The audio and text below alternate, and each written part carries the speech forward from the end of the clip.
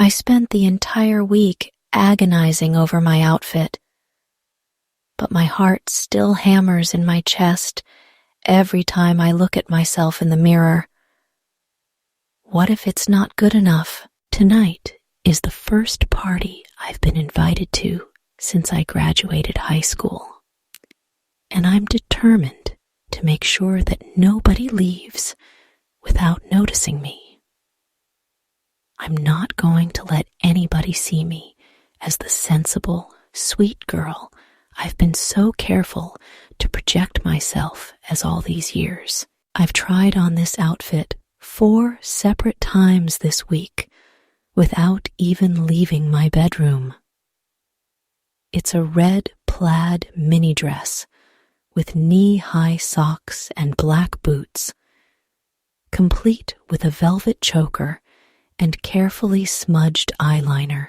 My best friend Olivia forced me to go shopping with her because she thought that my clothing choices for a party were abysmal. While I tried to pretend that I wasn't hurt, I knew she was right. When she put this look together for me, though, I finally felt like someone would be able to see me.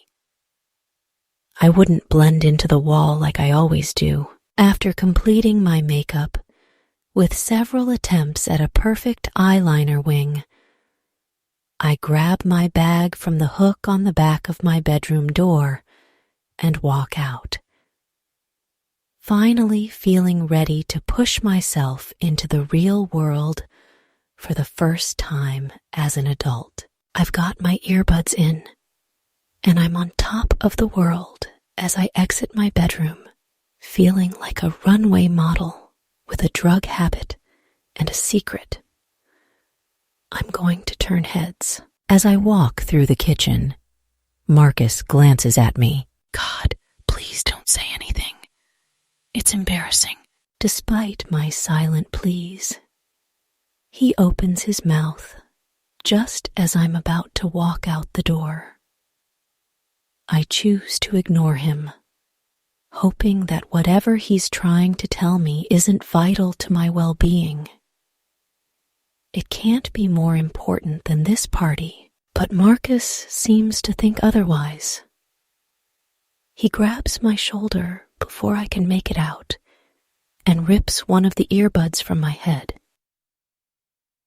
Jesus, Marcus, you scared me, I lie, glaring at him. Where are you going? I didn't know you had plans tonight, he says, scanning my outfit with an obnoxious amount of effort. I'm going to a party. Olivia's waiting for me outside. You're not going to a party dressed like that. No fucking way, he says, resolution and finality punctuating his words. Why the hell not? I'm 18. I don't have to live by a dress code anymore, I scoff. I can feel the conflict coming, and I'm in no mood to deal with it. Maybe not, but I'm not going to let you go to a party dressed like Courtney Love, he says, gesturing vaguely at my outfit. I self-consciously cross my arms over my chest. Stop looking at me then. Who the fuck is Courtney Love anyway? I spit. It doesn't matter.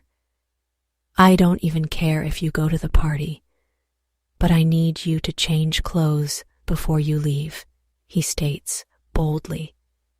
No, Olivia picked this outfit for me, and she'll be really upset if I don't wear it, I say, feeling myself growing frustrated. I almost sound whiny, which has never worked on Marcus. Isn't Olivia the one who got suspended for bringing a bottle of vodka to school? He asks, crossing his arms to match my stance. I glare at him defensively. Yeah, what does that have to do with anything?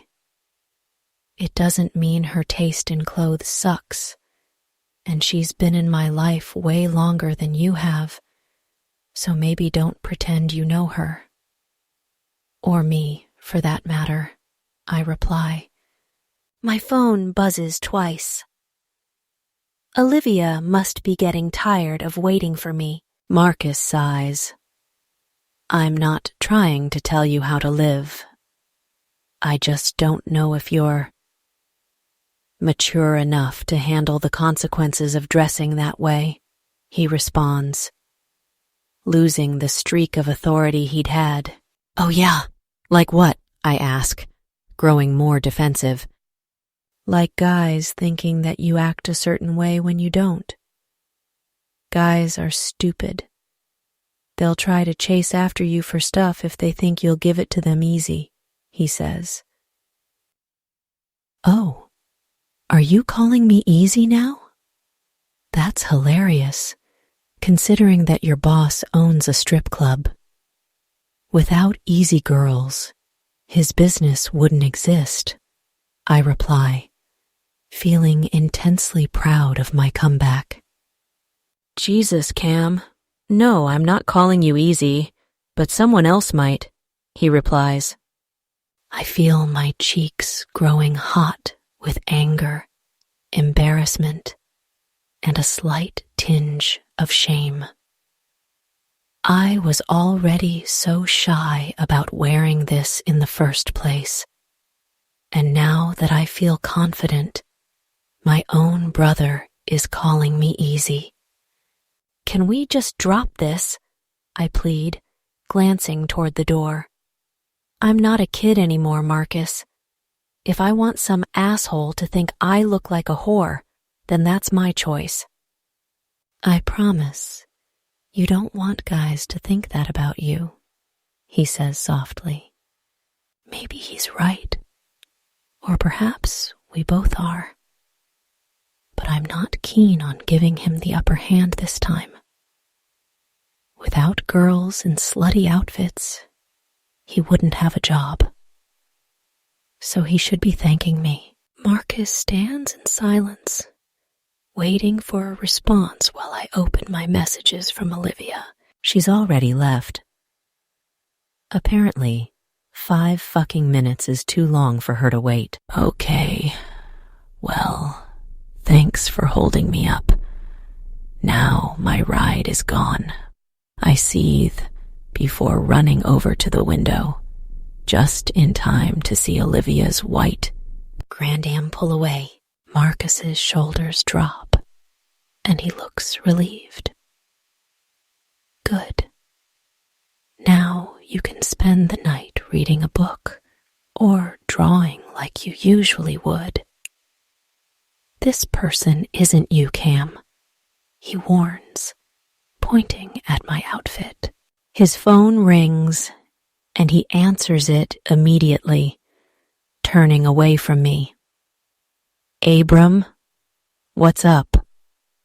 I find it ironic that his sleazy boss calls him right after Marcus accuses me of dressing like one of the women that he would be hiring. I grit my teeth while they talk, catching pieces of the conversation while I try to figure out how I'm going to get to the party. I know Marcus won't drive me.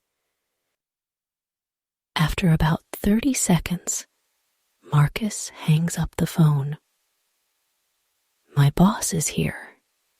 He needs to talk to me, and he might need me to go on a run with him.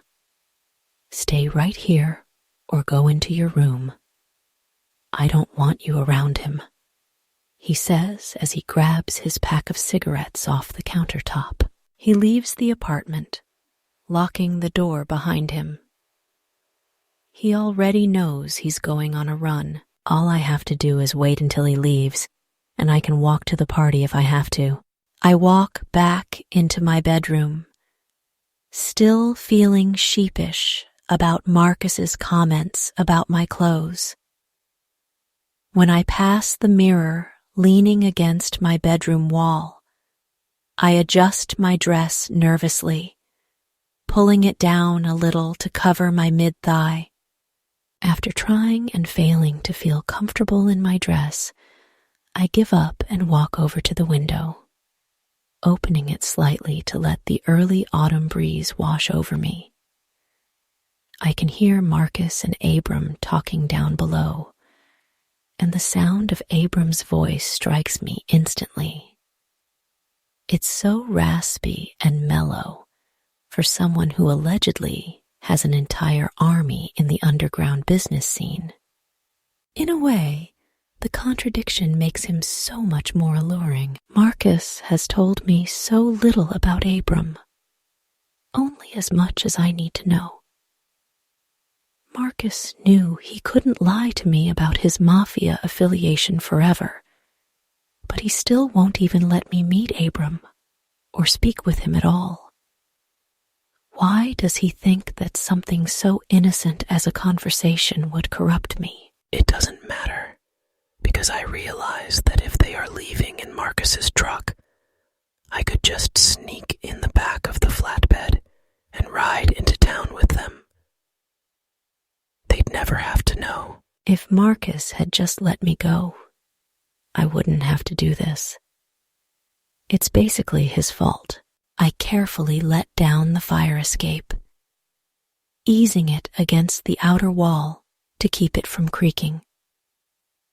I adjust my dress again, looking down over the wall and feeling my stomach do a backflip. I've never snuck out before, and it was already hard enough to get out the door when I had a ride. I feel like I'm doing something unforgivable, even though I just wanted to go to a stupid party. Fortunately for me, the fire escape leads right to the side of the apartment complex, which gives me a clear shot of Marcus's truck without giving him the chance to see me. I sneak over to the truck, tucking myself right behind it in order to get a better idea of where Marcus and Abram are. When I see Abram for the first time, my heart nearly slows to a stop. Watching him smoke a cigarette has to be the most entrancing thing I've ever experienced. His eyes close halfway as he inhales deeply, glancing around with such a moody, suspicious expression that I'd want to ask him to read the minds of everyone who walks past.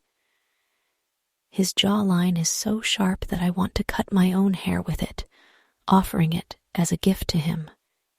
I feel warm all over, even as the sun begins to set and the chill of fall takes over the night. Better get going before Julian does it himself, I guess, Marcus says, flicking his cigarette filter off to the side. At that, I panic, scrambling into the bed of the truck before either of them can see me. I scrape my knee on a loose piece of hard plastic, and I almost cry out in pain until I feel both doors of the truck open. Abram is so close to me now.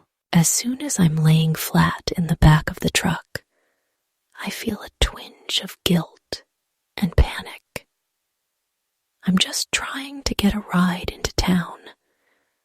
I'm not actually doing anything morally reprehensible. Just because Marcus thinks I'm dressed like a slut doesn't mean I'm hurting anyone. Despite this, I feel a cold sweat form across my forehead as I hear the truck start.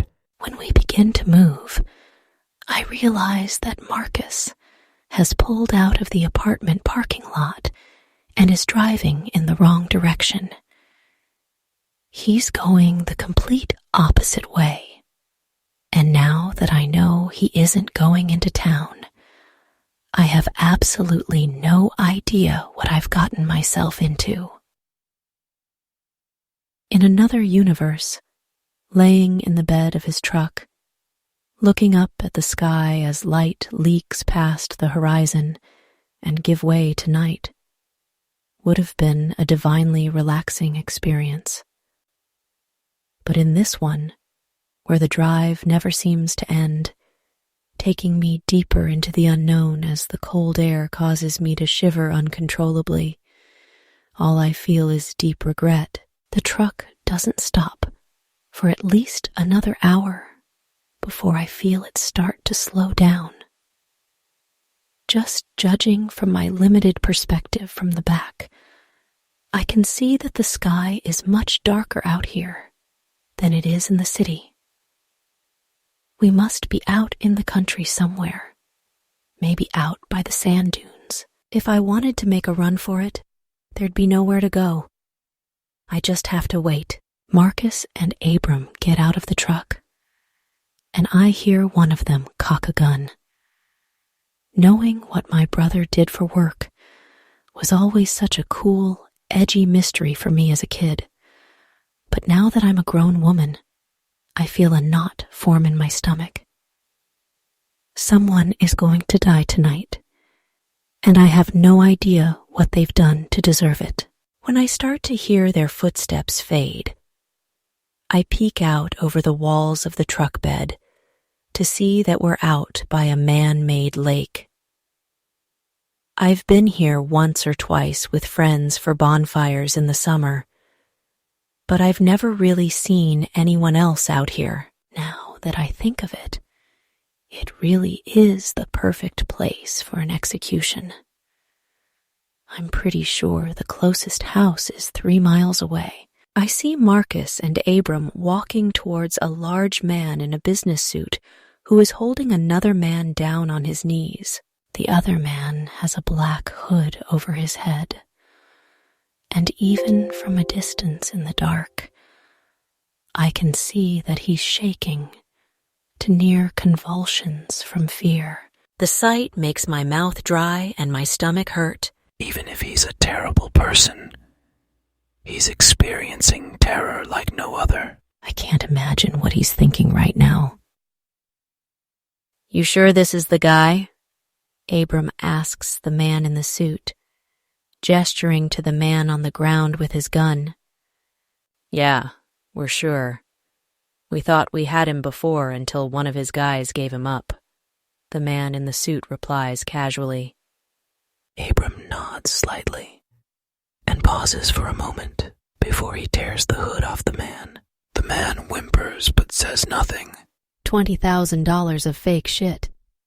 You almost got me on murder charges after all those ODs, Charlie. Abram growls.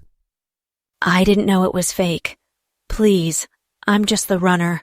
I don't know shit, Charlie pleads, faltering and placing his hands on the ground for leverage. Doesn't matter to me. If you're going to fuck me like that, I'm going to fuck you too. And I'm not letting you hide under a hood either, Abram replies. Charlie begins to sob. I swear to God, man, you need to go after Jin. He's the one who sold me the shit. I don't deserve to be here. I duck back down into the bed of the truck. Hearing Charlie's pleads for mercy has my whole body twisting inside out. I know that it isn't my place, and Marcus would be furious if he knew I was here to even hear this. But I want it all to stop. I regret coming here more than I've ever regretted anything in my life. You said it was Jin? Abram asks, softening in a deceptive manner. After a brief pause of complete, deafening silence, 3 loud gunshots crack through the atmosphere. I jump at the noise, and my eyes fill with tears as I realize that while Charlie's pain might be over, his life is as well, and he might not have even deserved it. Abram is a monster. Just as I'm beginning to come to terms with the horror I just witnessed, I realize that I'm lying next to a rolled-up carpet. Even at 18, I'm street smart enough to know what that means. They're going to use the carpet to dispose of the body, which means if I stay here any longer, I'm going to get caught. But I can't just jump out of the truck and flee the scene. It's dark. My phone is only at 20% battery, and I have no idea where to run. I don't even know how we got here. The sorrow I feel for Charlie is quickly displaced by dread as I hear footsteps approaching the back of the truck. Abram might kill me too. Would Marcus let him do that? Would he even have a choice?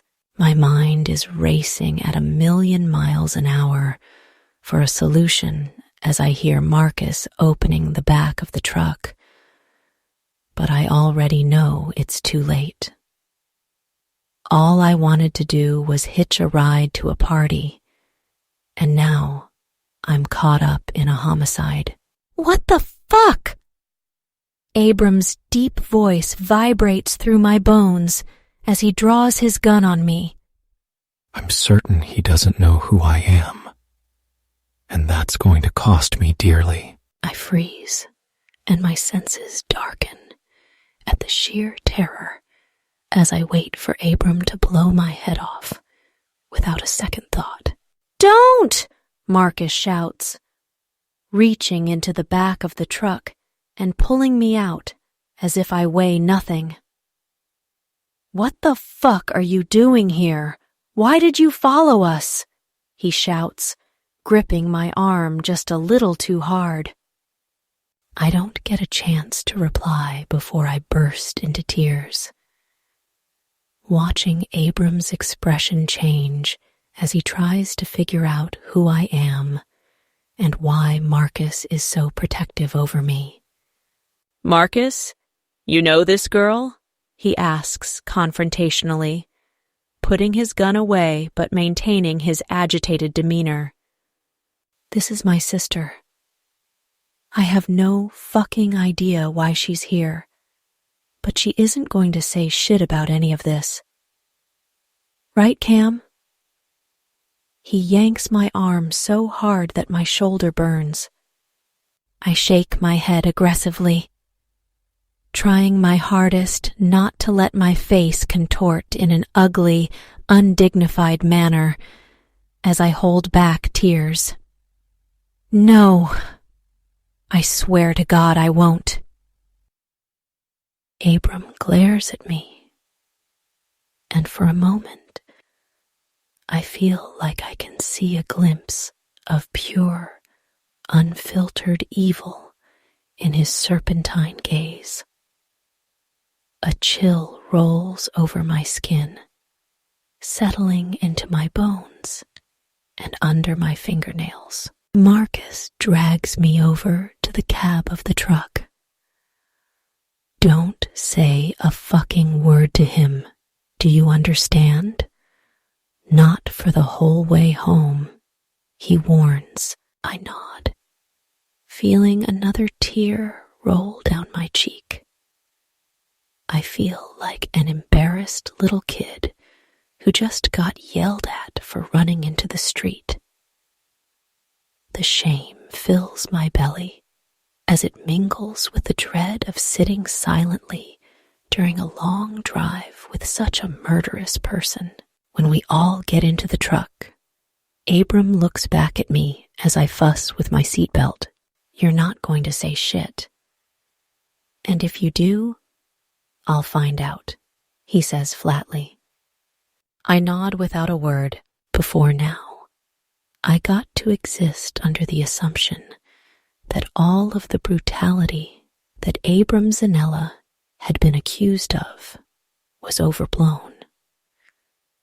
I was able to believe that everything I'd heard about him was an exaggeration to keep the enemy at bay, to keep civilians out of his way.